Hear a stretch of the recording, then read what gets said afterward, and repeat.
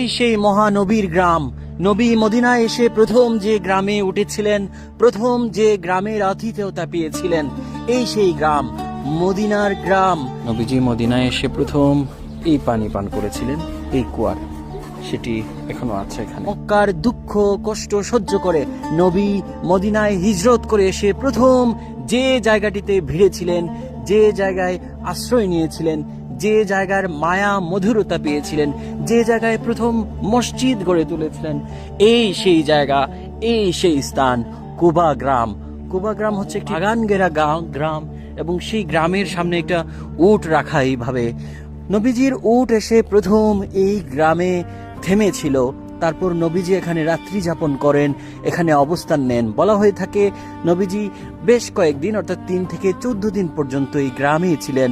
মদিনায় ঢুকবার পথে, মদিনা থেকে 5-6 কিলোমিটারের দূরে এই কোবা গ্রাম, যেখানে দেখা যাচ্ছে গ্রামে প্রবেশ পথেই এরকম একটি উট রাখা।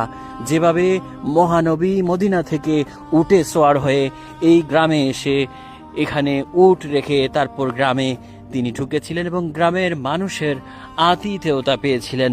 সেই গ্রামে ঢুকছি, দেখুন এই সেই খেজুর বাগান, এখন সেখানে বাগান করে রাখা হয়েছে, এখন সেখানে বাগান আছে।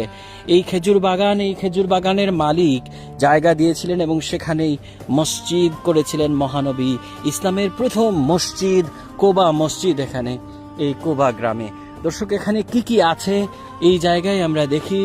এবং মহানবী মদিনায় প্রথম যে জায়গায় এসেছিলেন, যে জায়গাতে তিনি অবস্থান করেছিলেন, মদিনায় পা রেখেছিলেন, যে জায়গাটি, এটি সেই জায়গা, সেই গ্রাম।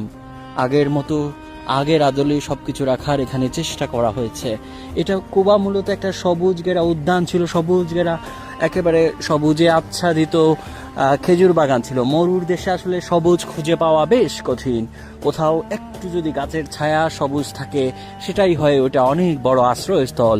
মদিনার দীর্ঘ পথ পাড়ি, মক্কা থেকে মদিনার পথে দীর্ঘ পথ পাড়ি দিয়ে নবী সাল্লাল্লাহু আলাইহি ওয়াসাল্লাম মদিনায় প্রথম যে জায়গাটিতে তার আশ্রয় খুঁজে পেয়েছিলেন, যে জায়গাটির মায়া মধুরতা তাকে মুগ্ধ করেছিল, এটি সেই জায়গা। এই গ্রামে এসে প্রথম নবী পানি পান করেছিলেন এখানে, এই সেই কুয়া।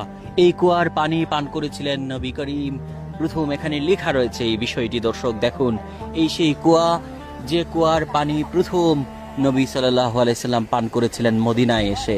মক্কা থেকে মদিনায় হিজরত করেন নবী, এবং সেই হিজরতের পর একেবারে শেষ জীবন পর্যন্ত তিনি মদিনায় অবস্থান করেন। এরপর 3 থেকে 4 বার তিনি মক্কা গিয়েছিলেন।